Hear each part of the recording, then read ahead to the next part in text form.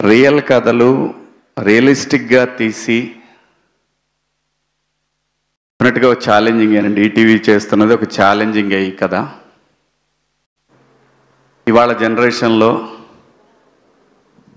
పల్లెటూర్లలో పిల్లలు ఎట్లా ఉంటున్నారంటే, పిల్లలంటే ఒక ఆటో వేసే అబ్బాయి, అదే ఊర్లో ఒక ఎంప్లాయీ కూతురు, వాళ్ళిద్దరిని ఎంకరేజ్ చేసే ఫ్రెండ్స్ ప్రతి ఊర్లో ఉంటారు. అలా బలంగా చెప్పారు. బలంగా, ఎంత బలంగా అంటే కొంతమందికి డౌట్లు ఉన్నాయి, ఎట్లుంటుంది అని. కథని నమ్మి నిజాయితీగా తీస్తే ఏ సినిమా కూడా మోసం చెయ్యద్దు. ఒక్కోసారి సినిమాలను ఏమంటారంటే, ఓకే పర్లేదు చూడొచ్చులే, క్లైమాక్స్ కొంచెం బాగుంటే. ఇవన్నీ సినిమాల గురించి మన ఎజంప్షన్స్ మాత్రమే. ఆడియన్స్కి తెలిసిన సినిమా వేరే ఉంటుంది, మనం చూసే సినిమా కాదు. అంత రియాలిటీకి దగ్గరగా వచ్చేసారు ఆడియన్స్. కాబట్టే ఇలాంటి కథలు మలయాళంలో చేస్తే 365 రోజులు ఆడతాయి. ఇప్పుడిప్పుడే తెలుగులో కూడా ఆడటం మొదలుపెట్టినని బలంగా నమ్ముతున్నాను నేను. ఈ సినిమా ఖచ్చితంగా అంతే బలంగా ఆడటానికి 100% స్కోప్ ఉంది. ఎక్కడ కూడా సాడ్ ఎండింగ్ లేదు సినిమా.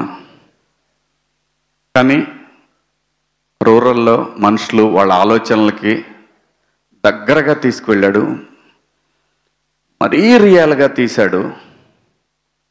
చాలా గట్స్ ఉండాలి ఇలాంటి కథని తెరకెక్కించాలంటే, చాలా గట్స్ ఉండాలి.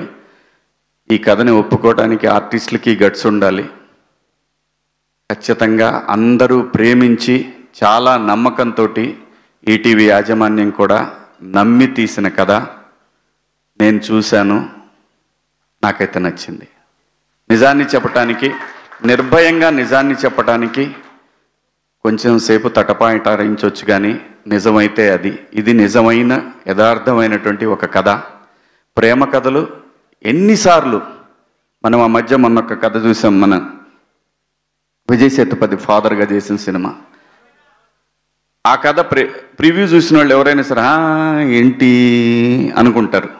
ఎందుకంటే మనం సినిమాల్లో పండిపోయాం. అది అలా కాకుండా ఇలా ఉంటే బాగుంటుంది, అలా ఉంటే బాగుంటుంది.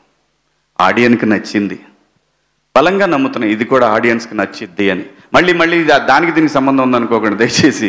ఆ మీమ్స్ ఏమి వేయకండి, అలాంటిదేం లేదు దీంట్లో, అలాంటిదేం లేదు. కానీ ఆలోచింపజేసే విధంగా ఉంటుంది. కామెడీ ఉంది, మంచి పాటలు ఉన్నాయి, సురేష్ బొబ్బిలి గారి పాటలు, రూటెడ్ సాంగ్స్.